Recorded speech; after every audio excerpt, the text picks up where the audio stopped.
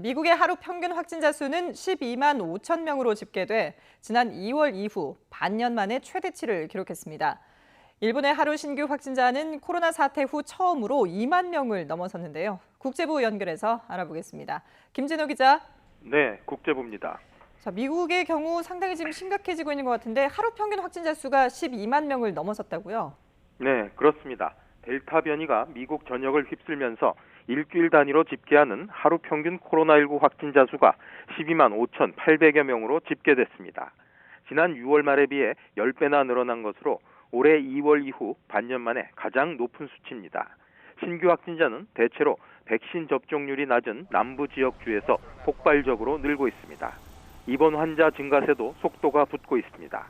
전국적으로 7만 1,500명의 환자가 병원에서 치료를 받고 있는데 2주 전에 비해 80% 증가한 수치입니다. CNN 방송은 최근 일주일 동안 입원 환자가 하루 2,500명 이상 늘고 있다고 전했습니다. 그리고 미국 질병통제예방센터 예방접종자문위원회는 면역력이 떨어진 사람들을 대상으로 백신 추가 접종을 권고했다고요? 네, CDC 예방접종자문위원회는 현재 시각 13일 회의를 열고 이같이 권고하기로 결정했습니다. 앞서 미 식품의약국 FDA는 화이자 또는 모더나 백신을 2회 접종하고도 면역 반응이 제대로 일어나지 않았을 것으로 추정되는 일부 환자들은 3회째 접종을 해도 된다는 긴급 사용 승인을 내렸습니다. 예방접종자문위원회의 이번 권고는 FDA 결정을 재확인한 것으로 풀이됩니다. 현재 미국에는 질환 또는 약물 복용으로 면역력이 약화한 사람이 900만 명 정도가 있는 것으로 추정됩니다. 자문위는 그러나 일반인에게 면역 효과의 연장이나 강화를 위해 추가 접종을 하라는 권고는 내놓지 않았습니다. 네, 일본 상황도 알아보죠. 하루 신규 확진자 2만 명까지 넘어섰네요.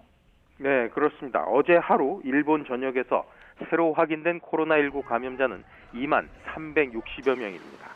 사흘 연속으로 최다 기록을 경신하며 코로나 사태 후 처음으로 2만 명을 넘어섰습니다. 일주일 전 같은 요일과 비교하면 30% 이상 증가한 것입니다.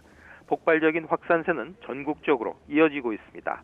수도 도쿄에서는 신규 확진자가 5,770여 명이 보고됐는데 역대 최다 수치입니다. 47개 광역자치단체 가운데 무려 17개 지역에서 신규 확진자 최다 기록을 경신했습니다.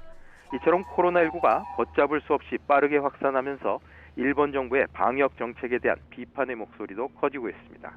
광역자치단체장 모임인 전국지사회도 정부의 방역 정책이 전혀 효과를 내지 못하고 있다고 강하게 비판했습니다.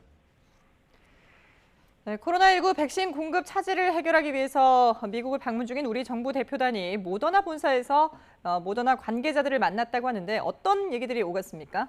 네, 강도태 보건복지부 2차관과 류근혁 청와대 사회정책비서관 등 4명으로 구성된 대표단은 모더나 백신 판매 책임자들을 상대로 공급 차질에 대해 항의하고 대책을 논의한 것으로 전해졌습니다.